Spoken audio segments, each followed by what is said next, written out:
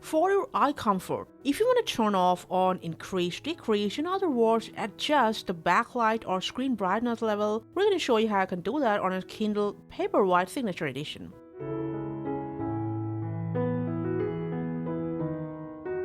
Now, first of all, you can instantly access the brightness levels and settings by swiping down your screen right from here.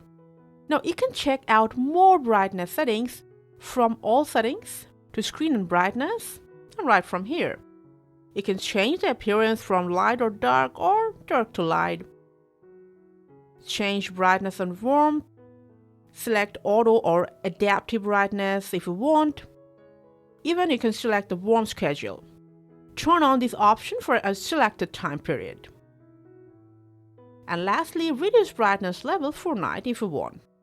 Although we recommend you to keep it turned off, because if you turn it on, your screen will turn dark as well, and it will be impossible for you to read anything from there. So this is how you can adjust the brightness level on your Kindle Paperwhite Signature Edition. Thank you for watching.